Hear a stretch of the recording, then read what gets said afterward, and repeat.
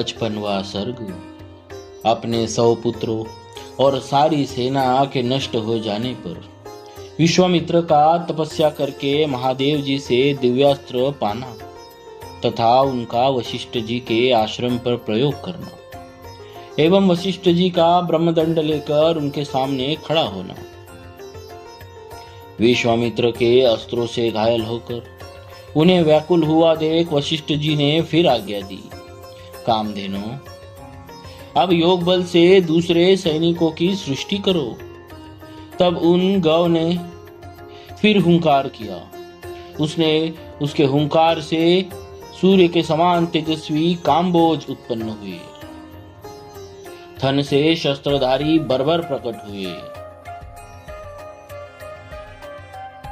योनि देश से यवन और शकुत देश गोबर के स्थान से शक उत्पन्न हुए। रोमकूर्पों से म्लेच्छ, हारित और किरात प्रकट हुए। रघुनंदन, उन सब वीरों ने पैदल, हाथी, घोड़े और रथ सहित विश्वामित्र की सारी सेना का तत्काल संहार कर डाला। महात्मा वशिष्ठ द्वारा अपनी सेना का संहार हुआ देख विश्वामित्र के 100 पुत्र अत्यंत क्रोध में भर गए और नाना प्रकार के अस्त्र शस्त्र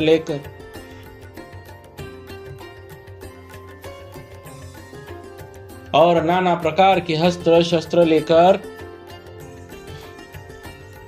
जप करने वालों में श्रेष्ठ वशिष्ठ मुनि पर टूट पड़े। तब उन महर्षि ने हुंकार मात्र से उन सब को जलाकर भस्म कर डाला। महात्मा वशिष्ठ द्वारा विश्वामित्र के वे सभी पुत्र 2 ही घड़ी में घोड़े, रथ और पैदल सैनिकों सहित जलाकर भस्म कर डाले गए। अपने समस्त पुत्रों तथा सारी सेना का विनाश हुआ देख महायशस्वी विश्वामित्र लज्जित हो बड़ी चिंता में पड़ गए।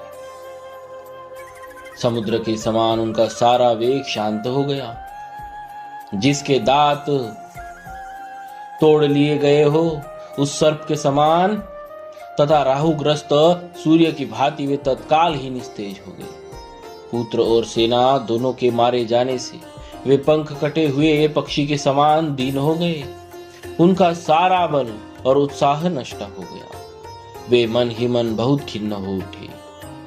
उनके एक ही पुत्र बचा था, उसको उन्होंने राजा के पद पर अभिषिक्त करके राज्य की रक्षा के लिए नियुक्त कर दिया और क्षत्रिय धर्म के अनुसार पृथ्वी के पालन की आज्ञा देकर वे वन में चले गए।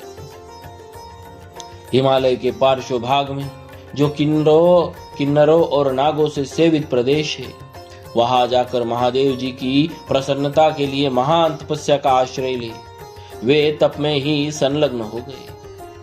कुछ काल के पश्चात वरदायक देवेश्वर भगवान ऋषभध्वज शिव ने महामुनि विश्वामित्र को दर्शन दिया और कहा, राजन, किस लिए तप करते हो? बताओ, क्या कहना चाहते हो?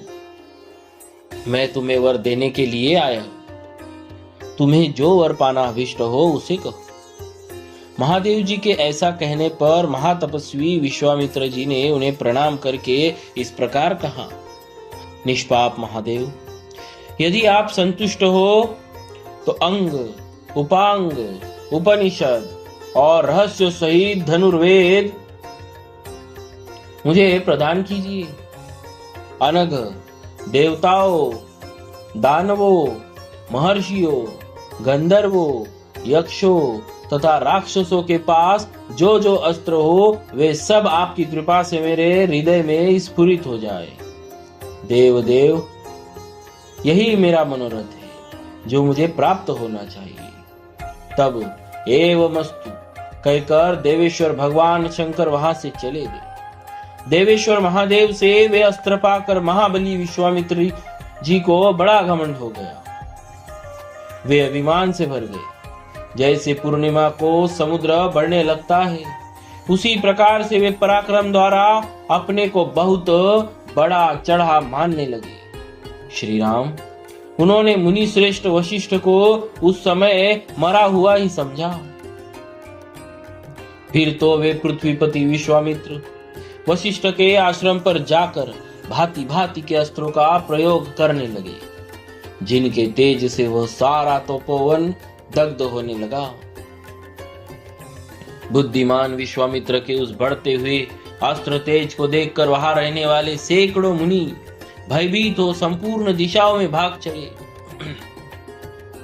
वशिष्ठ जी के जो शिष्य थे वे वहां के पशु और पक्षी थे। वशिष्ठ जी के जो शिष्य थे जो वहां के पशु और पक्षी थे, वह सहस्त्रों प्राणी भयभीत हो नाना दिशाओं की ओर भाग गए। महात्मा वशिष्ठ का वह पूरा आश्रम सूना हो गया। दो ही घड़ी में ऊसर भूमि के समान उस स्थान पर सन्नाटा छा गया। वशिष्ठ जी बार बार कहने लगे, डरो मत, मैं अभी इस गादी पुत्र को नष्ट किए देता हूं, ठीक उसी तरह जैसे सूर्य कुहासे को मिटा देता है। जपने वालों में श्रेष्ठ महातेजस्वी वशिष्ठ ऐसा कहकर उस समय विश्वामित्र जी से रोषपूर्वक बोले, अरे तूने चीरकाल से पाले पोसे तथा हरे भरे किए हुए इस आश्रम को नष्ट कर दिया, उजाड़ डाला, इसीलिए तू दुराचारी और विवेक शून्य है और इस पाप के कारण तू कुशल से नहीं रह सकता। ऐसा कहकर वे अत्यंत क्रुद्ध हो धूम रहित कालाग्नि के समान उद्दीप्त हो उठे और दूसरे यमदंड के समान भयंकर दंड हाथ में उठाकर तुरंत उनका सामना करने के लिए तैयार हो गए। इस प्रकार श्री वाल्मीकि निर्मित आर्ष रामायण आदि काव्य के बालकांड में 55वां सर्ग पूरा हुआ। बोलिए श्री सीताराम जी महाराज की जय। भक्तवत्सल भगवान